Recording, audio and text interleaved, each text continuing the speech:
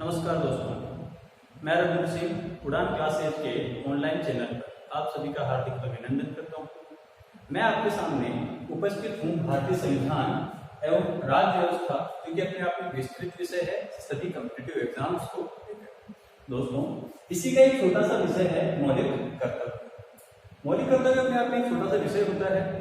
केवल एक अनुच्छेद 51 क और भाग 4 क में इसका उल्लेख किया गया है, लेकिन फिर भी अपने आप में काफी इंपोर्टेंट हो जाता है, क्योंकि कई बार डायरेक्ट क्वेश्चन पूछ लिया जाता है। आर्टिकल 45 में क्या है, आर्टिकल 48 में क्या है, पूछ लिया जाता है। बाल सुरक्षा से संबंधित कौन सा अनुच्छेद है, पूछ लिया जाता है कि भारतीय संविधान में शिक्षा को लेकर कौन सा अनुच्छेद है। तो इन सभी तथ्यों को लेकर कई प्रकार के प्रश्न विभिन्न प्रकार की परीक्षाओं में पूछे जाते रहते हैं।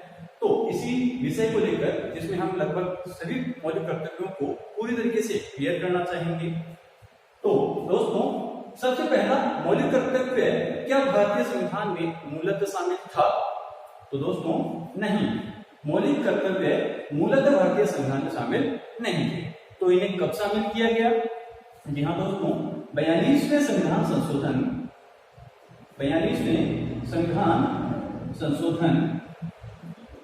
1976 के द्वारा मौलिक कर्तव्यों को भारतीय संविधान में शामिल किया गया। मौलिक कर्तव्यों के लिए 42वें संविधान संशोधन के द्वारा भाग 4 क तथा अनुच्छेद 51 क को संविधान में शामिल किया तथा ये संविधान का हिस्सा बने। दोस्तों, 1976 में सरदार स्वर्ण सिंह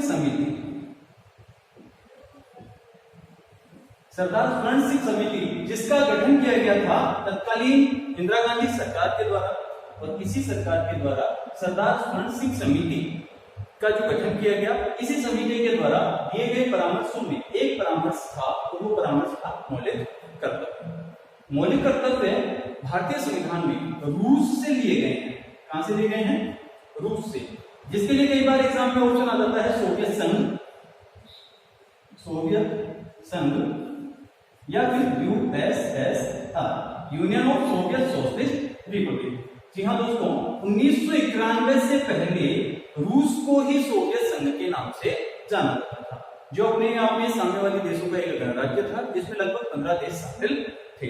तो कई बार एग्जाम में कंपटीशन एग्जाम होती है हमारी, और क्वेश्चन को थोड़ा सा घुमाने के लिए ऑप्शन में रूस ना देकर सोवियत संघ दिया जा सकता है, या फिर यूएसएसआर भी दिया जा सकता है। तो आपको यहाँ पे बिल्कुल भी परेशान होने की आवश्यकता नहीं है। आपका जवाब रूस ही होगा। अगर सोवियत संघ वहां पे दिया हुआ है तो आंसर सोवियत संघ होगा, और अगर यूएसएसआर दिया हुआ है तो आपका जवाब यूएसएसआर होगा। तो 42वें संविधान संशोधन के द्वारा 1976 में सरदार स्वर्ण सिंह समिति के द्वारा मौलिक कर्तव्य संविधान में शामिल किए गए। अनुच्छेद जोड़ा गया कौन सा? 51 क। भाग जोड़ा गया कौन सा? भाग 4 क। तो इस प्रकार हमारे मौलिक कर्तव्य संविधान में शामिल किए गए। दोस्तों, सरदार स्वर्ण सिंह समिति जो है, इसने अपने रिकमेंडेशन में, अपनी सिफारिशों में 8 मौलिक कर्तव्य बताए थे। कितने मौलिक कर्तव्य बताए थे? 8। कितने बताए थे? 8 मौलिक कर्तव्य बताए थे। तत्कालीन हमारी सरकार के द्वारा कितने मौलिक कर्तव्य शामिल किए गए? 10। कितने मौलिक कर्तव्य शामिल किए गए? 10। और वर्तमान में कितने हैं मौलिक कर्तव्य? तो वर्तमान में मौलिक कर्तव्यों की संख्या है 11। पूछ लिया जाता है 11वां मौलिक कर्तव्य कौन सा है? तो 11वां मौलिक कर्तव्य जो है वो बालकों की शिक्षा से संबंधित है, कि प्रत्येक अभिभावक का, प्रत्येक माता पिता का कर्तव्य होगा कि अपने बालकों को क्या दिलाए? शिक्षा दिलाए। हाँ जी भाई, बिल्कुल सही बात है। खिलौने चाहिए दिलाए या नहीं? शिक्षा बहुत जरूरी है, क्योंकि इसी से बालकों के एक स्वर्णिम भविष्य का निर्माण होता है। तो दोस्तों, ये तो था अपना 11वां मौलिक कर्तव्य। तो पहला मौलिक कर्तव्य कौन सा है? अगर बात की जाए पहले मौलिक कर्तव्य की, दूसरे मौलिक कर्तव्य की, तीसरे मौलिक कर्तव्य की, तो देखिए हाँ दोस्तों, ये आजकल इसी कड़ी में भी प्रश्न पूछे जाते हैं। इसी कड़ी में आपसे पूछा जाता है कि पहला मौलिक कर्तव्य कौन सा है। कई बार आपको ऑप्शन दे दिए जाते हैं, सामने मिलान करने के लिए दे दिए जाते हैं, तो आपको मिलान करना होगा कि कौन सा कर्तव्य कौन से अनुच्छेद से जुड़ा हुआ है। तो देखिए, सबसे पहले हम बात करते हैं पहला मौलिक कर्तव्य। इसमें है संविधान का पालन करें तथा उसके आदर्शों, संस्थाओं, राष्ट्र ध्वज एवं राष्ट्रगान का सम्मान करें। तो पहला मौलिक कर्तव्य क्या है? संविधान का पालन करें तथा उसके आदर्शों, संस्थाओं, राष्ट्रध्वज एवं राष्ट्रगान का क्या करें? सम्मान करें। इसमें कई बार आपसे क्वेश्चन दे दिया जाता है और क्वेश्चन में 3 ऑप्शन ये दे दिए, आदर्श, संस्थाएं, राष्ट्रध्वज, और चौथे गान की जगह दे दिया राष्ट्रगीत। क्या दे दिया? राष्ट्रगीत। और आपसे पूछ दिया जाए कि प्रथम मौलिक कर्तव्य में इनमें से शामिल नहीं है, तो आपको पता है यहाँ पे जवाब क्या होगा आपका, क्योंकि उल्लेख किसका किया है? राष्ट्रगान का। तो राष्ट्रगीत इसमें है क्या? नहीं है। तो यहाँ पे आपका आंसर क्या होगा? राष्ट्रगीत। ओके दोस्तों, इसके बाद हम बात करते हैं दूसरे मौलिक कर्तव्य की। किसकी? दूसरे मौलिक कर्तव्य की। और दूसरे मौलिक कर्तव्य की जब हम बात करते हैं तो देखो, पहला मौलिक कर्तव्य क्या है? संविधान का पालन करें। अब संविधान कब बना? जब देश आजाद हुआ। और देश आजाद कैसे हुआ? देश आजाद हुआ हमारे जो क्रांतिकारी योद्धा थे उनके अतुलनीय साहस, उनके द्वारा दिए गए त्याग, बलिदान, महात्मा गांधी के द्वारा चलाए गए एक लंबे राष्ट्रीय संघर्ष के द्वारा। तो हमारे राष्ट्रीय आंदोलन को प्रेरित करने वाले, राष्ट्रीय आंदोलन को प्रेरित करने वाले उच्च आदर्शों को अपने हृदय में संजोए रखें तथा उनका पालन करें। जी हाँ दोस्तों, जिन आदर्शों को लेकर, जिन उच्च आदर्शों को लेकर हमारे क्रांतिकारियों ने अपना सर्वस्व बलिदान कर दिया, जिस राष्ट्र की सुरक्षा के लिए, जिस राष्ट्र को आजाद करवाने के लिए, अंग्रेजों को यहां से भगाने के लिए उन्होंने अपना सब कुछ न्यौछावर कर दिया, उस राष्ट्र को हम वर्तमान में भी उन्नति के नव शिखर तक पहुंचाएंगे। तो दूसरा मौलिक कर्तव्य हमें नागरिकों को प्रेरित करता है, वो कहता है कि जिन उद्देश्यों, जिन आदर्शों को अपने हृदय में रखकर हमारे क्रांतिकारियों के द्वारा राष्ट्रीय आंदोलन का संचालन किया गया, ऐसे आदर्शों को वर्तमान में भी नागरिक अपने हृदय में स्थान दें। दोस्तों, तो ये हो गया अपना पहला मौलिक कर्तव्य कि संविधान का पालन करें, उसके आदर्शों, संस्थाओं, राष्ट्रध्वज और राष्ट्रगान का सम्मान करें। इसके बाद बात आ जाती है राष्ट्रीय आंदोलन को प्रेरित करने वाले कुछ आदर्शों को अपने हृदय में संजोए रखें तथा उसका पालन करें। अब हम बात करते हैं तीसरा मौलिक कर्तव्य। देखो दोस्तों, अब हम बात करने जा रहे हैं तीसरे मौलिक कर्तव्य की, और क्योंकि नंबर क्या है? तीसरा, तो इसमें क्या है? 3 बातें। क्या है? 3 बातें। और 3 बातें कौन कौन सी है? प्रभुता, एकता और अखंडता। जी हाँ दोस्तों, देश की प्रभुता, एकता और अखंडता को अक्षुण्ण बनाए रखें। ठीक है, तो देश की प्रभुता, एकता और अखंडता को अक्षुण्ण बनाए रखें तथा उसका पालन करें। इसके बाद आता है चौथा मौलिक कर्तव्य। तो देखो नंबर क्या है? नंबर क्या है? नंबर है 4। ठीक है, और हम सब देश के हैं क्या? चौकीदार। ठीक है दोस्तों, कुछ समय पहले हमारे प्रधानमंत्री के द्वारा एक हैशटैग चालू किया गया था, और वो था मैं चौकीदार हूं। साथ एक और हैशटैग चला था, चौकीदार चोर है। ठीक है, लेकिन हमें उसमें नहीं जाना है, हमें याद करना है चौथा मौलिक कर्तव्य। और चौथा मौलिक कर्तव्य क्या कह रहा है कि हम सब क्या है? चौकीदार। और चौकीदार क्या करता है? रक्षा करता है। चौकीदार क्या करता है? रक्षा करता है। तो अगर बात की जाए चौथे मौलिक कर्तव्य की, तो चौथा मौलिक कर्तव्य क्या करता है? देश की रक्षा करें तथा आह्वान किए जाने पर देश सेवा हेतु तत्पर रहें। जी हाँ दोस्तों, तो यहाँ पे चौथे मौलिक कर्तव्य में नागरिकों से अपील की गई है कि देश की रक्षा करें तथा आह्वान किए जाने पर सेवा के लिए तत्पर। वर्तमान परिस्थितियां भी हमें सिखाती है, क्योंकि हमारा देश, हमारा संपूर्ण विश्व आज एक बड़ी महामारी की चपेट में आ चुका है, जो मानव जाति के लिए एक बड़ा नुकसानदेह साबित होने वाला है। तो हमें ऐसी परिस्थितियों में जारी किए गए निर्देशों का पालन करना होगा और हमारे द्वारा पालन किए जाने वाले निर्देशों से ही हमारी क्या हो सकती है, रक्षा हो सकती है। किसी से किसकी रक्षा हो सकती है, देश की रक्षा हो सकती है और वसुधैव कुटुंबकम की हमारी अवधारणा भी यहाँ पे सुरक्षा प्राप्त कर सकती है। तो दोस्तों हमने 4 मौलिक कर्तव्य देखे। पहला हमने देखा संविधान का पालन करें, आदर्श संस्थाओं का सम्मान करें। दूसरा मौलिक कर्तव्य हमने देखा राष्ट्रीय आंदोलन को प्रेरित करने वाले आदर्शों को हृदय में संजोए रखें। तीसरा मौलिक कर्तव्य हम देख रहे हैं कि देश की प्रभुता, एकता और अखंडता को अक्षुण्ण बनाए रखें। चौथे मौलिक कर्तव्य की जब हम बात करते हैं तो उसमें हमने देखा कि देश की रक्षा करें तथा अपमान किए जाने पर सेवा के लिए तत्पर हो। तो 4 मौलिक कर्तव्य हमारे कंप्लीट हो जाते हैं। इसके बाद हम बात करते हैं 5वें मौलिक कर्तव्य। किसकी बात करते हैं, 5वें मौलिक कर्तव्य की। जी हाँ दोस्तों, तो 5वें मौलिक कर्तव्य अब हम फिर से वर्तमान परिस्थिति में आ जाते हैं। कोरोना ये संकट के गहराने के बाद हमारे धारावाहिक दूरदर्शन पे चालू किए गए और इनमें प्रमुख है रामायण महाभारत। अब आपको अच्छे से पता होगा कि रामायण में पात्र थे प्रभु श्री राम और महाभारत की जो कहानी है वो कहानी जो है वो आधारित है किस पे, भाई भाई के संघर्ष पे। किसके संघर्ष पे है, भाई भाई के संघर्ष पे है। और अगर आपको पता हो तो महाभारत का मूल कारण क्या रहा, कई लोगों से जब ये क्वेश्चन पूछा जाता है तो वो सीधे कह देते हैं जी साहब द्रौपदी के अपमान की वजह से महाभारत हुई। तो क्यों हुई, द्रौपदी के अपमान की वजह से महाभारत क्यों हुई, द्रौपदी के अपमान की वजह से हुई। तो देखो 5वां मौलिक कर्तव्य क्या है, 5वें में क्या आ गए, पांडव आ गए। 5 नंबर 5 में क्या आ गया, पांडव। याद हो जाएगा आपको, 4 में क्या था, चौकीदार। 3 में क्या था, 3 बातें।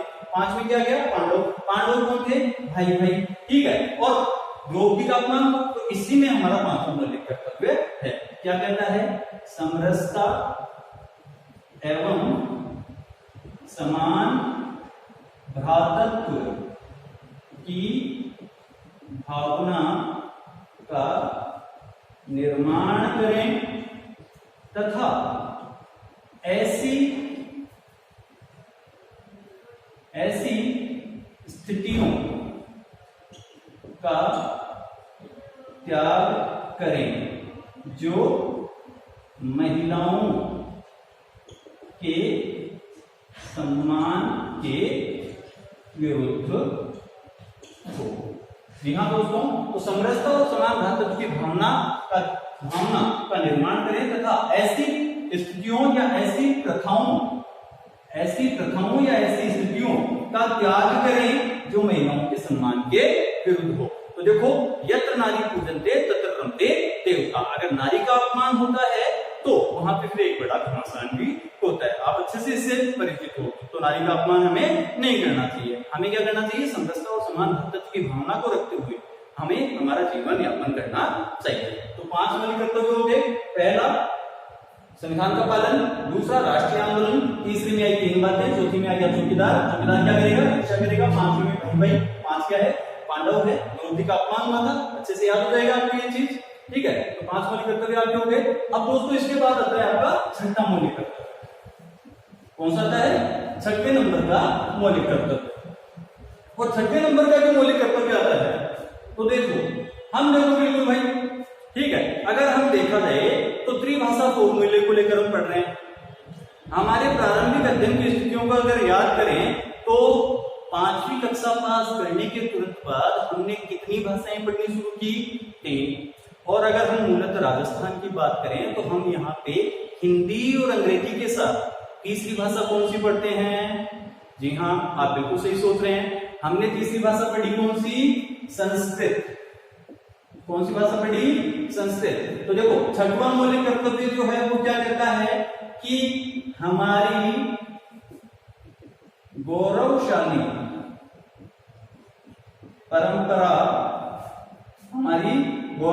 परंपरा एवं सामाजिक संस्कृति के महत्व को समझें तथा उसका परिरक्षण करें। तो दोस्तों 6वां मौलिक कर्तव्य क्या हो गया, हमारी गौरवशाली परंपरा एवं सामाजिक संस्कृति का महत्व समझें और उसका क्या करें, परिरक्षण करें। तो छठी में क्या पढ़ी, संस्कृत, संस्कृत से क्या आया, संस्कृति, याद हो जाएगा। इसके बाद हमने सातवां मौलिक कर्तव्य देखा। अब देखो भाई वर्तमान में क्या चल रहा है, कोरोना चल रहा है जी, कोरोना चल रहा है तो क्या हुआ भाई, हम ये देख रहे हैं कि कोरोना का एक लाभ भी मिल रहा है। ये लाभ किसको मिल रहा है, प्रकृति को मिल रहा है। आज प्रकृति, पृथ्वी का वातावरण इतना शुद्ध हो चुका है जितना हमने कभी देखा है। गंगा नदी शुद्ध हो रही है, यमुना नदी शुद्ध हो रही है, हमारी हवा शुद्ध हो रही है। तो मतलब क्या है, पर्यावरण शुद्ध हो रहा है। तो देखो दोस्तों, अगर हमें अपना जीवन व्यवस्थित तौर पे जीना है तो इस जीवन के लिए हमें किसे बचाना है, पर्यावरण को। तो हमें हमेशा क्या चाहिए, साथ। तो साथ में क्या चाहिए, साथ। तो साथ साथ किसके, पर्यावरण के, किसके, पर्यावरण के। तो भाई बात हो गई यहाँ पे साथ में क्या आया, साथ साथ, किसके साथ साथ, पर्यावरण। तो सातवां मौलिक कर्तव्य क्या कहता है कि पर्यावरण की रक्षा करें तथा वन, झील, नदी, वन्य जीवों का संरक्षण करें। तो हाँ दोस्तों, सातवां मौलिक कर्तव्य क्या हुआ कि पर्यावरण की रक्षा करें तथा उसके विभिन्न घटक, वन हो गए, झील हो गई, नदी हो गई तथा वन्य जीव, इन सबका क्या करें, संरक्षण करें। तो हमारे कर्तव्य, पहला संविधान, दूसरा संविधान का पालन करें, 3 बातें, चौकीदार, 5वें में 5 भाई, 6ठे में संस्कृत, 7वें में साथ साथ किसके, पर्यावरण के साथ साथ। अब हम देखेंगे अपना 8वां मौलिक कर्तव्य। और 8वें मौलिक कर्तव्य की जब हम बात करें, ठीक है, तो देखिए दोस्तों, हम सबने 8वीं में अगर देखा हो तो ट्यूशन लेनी शुरू कर देते हैं। एग्जाम की तैयारी, पहली बार बोर्ड का प्रेशर आया कई लोगों पे, तो देखा कि पहली बार अपने ज्ञान के प्रति जागरूक हो रहे हैं, पहली बार एक समझ विकसित हो रही है अध्ययन के प्रति।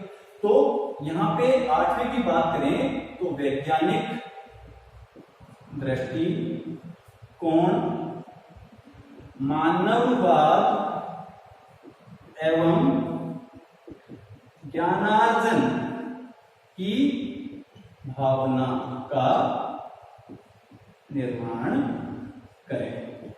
तो दोस्तों क्या करना है, वैज्ञानिक दृष्टिकोण, मानववाद और ज्ञानार्जन की भावना का निर्माण करें। ठीक है, इसके बाद हम बात करते हैं 9वें मौलिक कर्तव्य की। 9वां मौलिक कर्तव्य, देखो 9 नंबर आ रहा है तो यहाँ पे क्या लिखा हुआ है, नो, नेवर, मतलब कभी नहीं। हम क्या करते हैं, हम घूमने जाते हैं। जब हम घूमने जाते हैं, हम गए ताजमहल देखने, तो एक साधारण सी बात होती है कि हम क्या करते हैं, कहीं कुछ मिल जाए ताजमहल पे अपना नाम लिखते हैं और ताजमहल क्या हो जाएगा, जैसे हमारे नाम से अपना ही हो गया। ये भावना रहती है। जहां कहीं जाते हैं, नाम लिखने की बड़ी हमारी एक विशिष्ट योग्यता जो सब पे पाई जाती है। कहीं ईंट मिल गई, ईंट से नाम लिख दिया, कोयला मिल गया, कोयले से नाम लिख दिया, जो भी संसाधन हाथ लगे उन्हीं से नाम। ऐसा नहीं करना चाहिए। मतलब क्या है कि जो हमारे ऐतिहासिक और सांस्कृतिक महत्व की इमारतें हैं, सरकारी संपत्ति है, उसका क्या करना चाहिए, परिरक्षण करना चाहिए। तो ऐतिहासिक